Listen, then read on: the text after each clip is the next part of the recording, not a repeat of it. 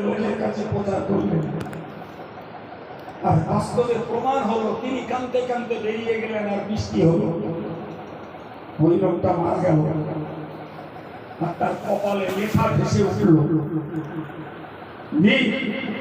যুন্নুন হাবিবুল্লাহ মাতা ফি শাওকিল্লাহ। যুন্নুন আল্লাহর বন্ধু আর আল্লাহর প্রেমিক যুন্নুন মারা গেছে।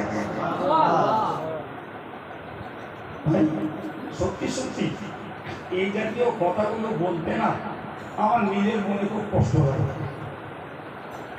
মনে কষ্ট হয়।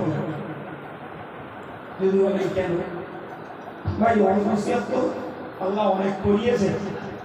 আমি অ্যাকচুয়াল এই পীরওয়ালিদের জীবন কাহিনী কিংবা সাহাবায়ে কেরামদের জীবন কাহিনী একটু কম বলি, মাঝে মধ্যে একটু বলি, একটু কমই বলি।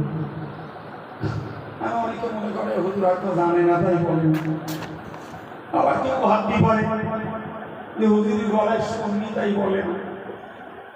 আর কত হুজুর আছে এইরকম ঘটনাগুলো আমি তো যা বলেছি এই বেলাটার মতো লম্বা করলেই ঘন্টা চারিক লাগবে, সে তো আমি পারি। অ্যাকচুয়াল আমার মনের কথা হলো এটাই, ভাই যে গুণ যে জ্ঞান যে যোগ্যতা আমার নেই, আমি ওয়াজ করে টাকা নিয়ে বাড়ি যাবো, ওটা আমার মনের কাছে কষ্ট হবে। এই জন্য আমি সহজে পীরওয়ালিদের জীবনী বলতে চাই।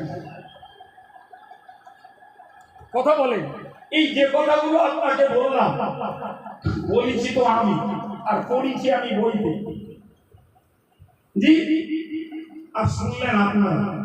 আচ্ছা বলুন তো, এই পীর বুজুর্গদের সাধনার পথে তাদের এই অলৌকিক জীবন আল্লাহ দান করেছেন, ওই পথে আমরা চলবো, হাঁটবো, হাঁটতে পারবো কজন? শুনতে ভালো লাগলো আলহামদুলিল্লাহ, বুজুর্গদের কাহিনী শুনলে আল্লাহর রহমত হয়, সেও আলহামদুলিল্লাহ। আমি যে বলবো আমার তো সেই যোগ্যতা নেই,